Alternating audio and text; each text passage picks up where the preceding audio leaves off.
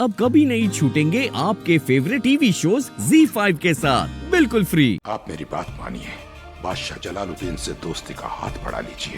पीठ पर वार करने वाला मित्र नहीं होता चुगताई खान। वो आमेर में आया था छिपकर हमारे भेद लेने के लिए। हम उस पर भरोसा नहीं कर सकते। आगरा की सियासत में बहुत बदलाव आ चुका है बारमल जी।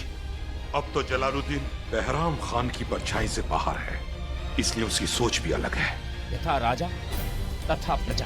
शरीफुद्दीन की हरकतें देखकर हम उसके बादशाह की सोच का अंदाजा तो लगा ही सकते हैं। जब सूबेदार ने हमें इतना अपमानित किया तो उसका बादशाह क्या कर सकता है? हम उसके सामने सर नहीं झुका सकते। आमेर के राजा अगर आगरा के बादशाह से बातचीत करना चाहें तो उसे झुकना नहीं कहा जा सकता बारमल जी। सियासत सिर्फ जंग से नहीं चलती, सुलह, तरकीब और समझौते आज भी सियासत का एक अहम हिस्सा है। अगर आप आमेर और अपने बेटों को बचाना चाहते हैं तो एक बार बादशाह से। बस, हमें कुछ भी मंजूर नहीं है। आप जा सकते हैं चुगताई खान।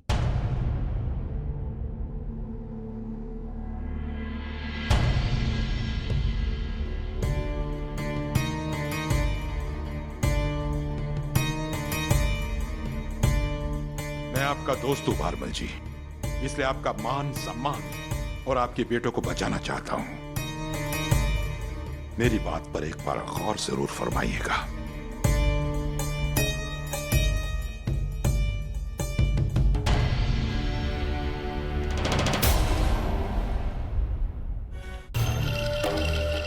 जलाल के सहारनपुर पहुंचने से पहले हमें आदम को होशियार करना होगा, वरना जलाल से आदम को कोई नहीं बचा सकता।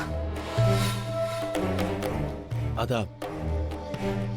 जलाल सहारनपुर के लिए निकल चुके हैं। हम चाहते हैं कि जलाल से पहले तुम सहारनपुर पहुंचो और आदम खान को हमारा ये पैगाम दो कि जलाल उनके खबर लेने के लिए वहां पर पहुंच रहे हैं। और हाँ, उनसे ये भी कहें कि हम भी जल्द से जल्द वहां पहुंचने की कोशिश कर रहे हैं।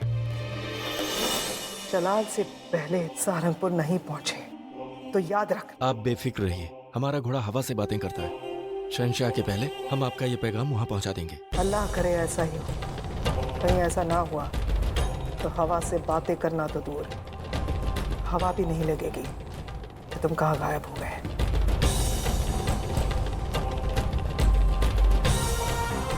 रेशम, तैयारी करो, हमें जल्द से जल्द आदम तक पहुंचना है।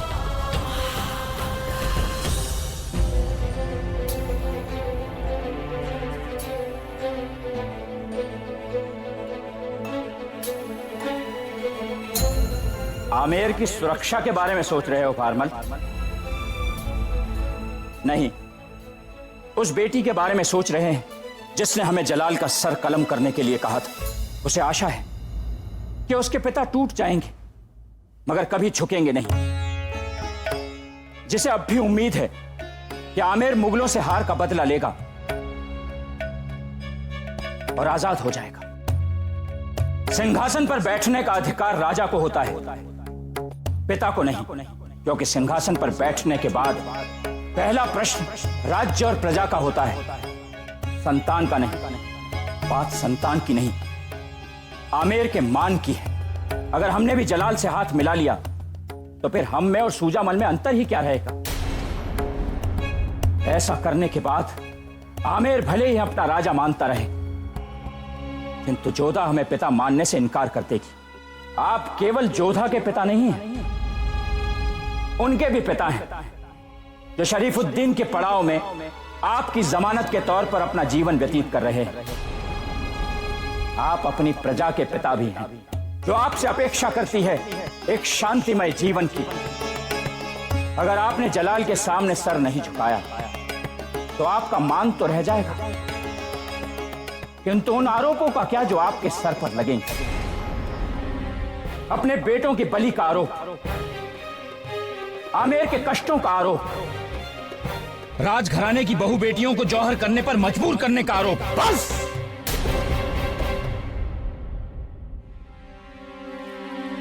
और क्या कहना चाहते हो? बस इतना ही कि इस समय पिता नहीं, राजा बनकर सोचिए। आज जलाल से बात करोगे तो राजा बनकर, सर ऊंचा उठाकर। कल को शरीफुद्दीन ने आमेर पर कब्जा कर लिया तो घुटनों के बल जलाल के दरबार में उपस्थित होना होगा। फैसला आपके हाथ में है।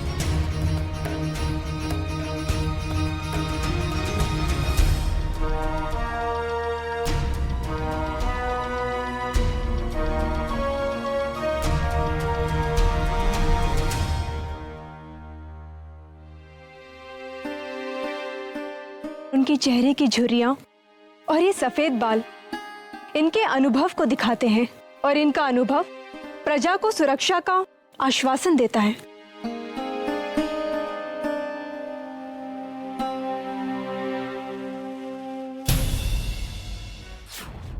16 दिन बीत चुके थे। जलाल सारंगपुर पहुंचने ही वाला था। उसने सारंगपुर से पहले अपना खेमा लगाया। हुजूर, जंग में हमने बहुत कुछ हासिल किया है, सैकड़ों घोड़े, हाथी और खूब सारा खजाना, लेकिन आदम खान ने। हम जानते हैं पीर मोहम्मद, इसलिए हम आगरा से यहाँ आए, ये देखने के लिए हमें दिए जाने वाले धोखे की कीमत कितनी है और धोखा देने वाले की जुर्रत कितनी है। इतना ही नहीं हुजूर, बाज बहादुर के हरम और खजाने की लालच में आदम खान ने बाज बहादुर से निगाह हटा ली और उसे भागने का मौका मिल गया। जंग जीतने के बाद भी आदम खान ने मालवा पर कत्लेआम मचा रखा है। उसने अपना खौफ फैलाने के लिए बच्चों, बूढ़ों, औरतों और अपाहिजों तक को नहीं बख्शा। हुजूर, आदम खान बेगुनाह रियाया पे जुल्म की इजाजत ना ही मुगल सल्तनत देती है, ना ही हमारा मजहब। जंग में सामने खड़ा सिपाही हमारा दुश्मन है, लेकिन जंग जीतने के बाद उसके बीवी बच्चे हमारी रियाया होते हैं, और हमारी रियाया पर हम किसी का जुल्म बर्दाश्त नहीं कर सकते। आदम खान को उसके किए की सजा देंगे हम। अभी इसी वक्त हम सारंगपुर जाएंगे।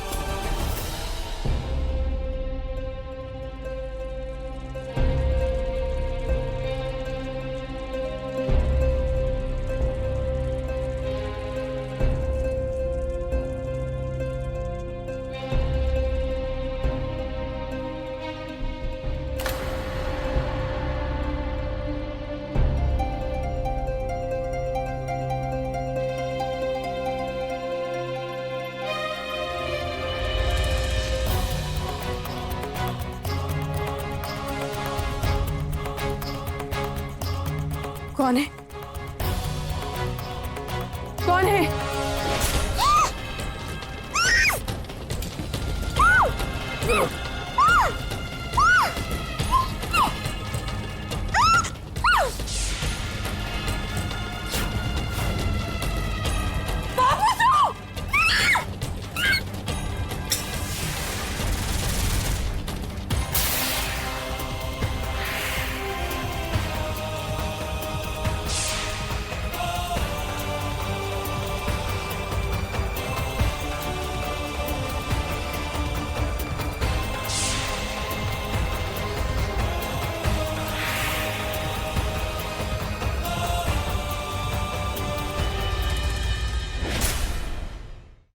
Z5 ऐप डाउनलोड करें और देखें सारे एपिसोड्स बिल्कुल फ्री।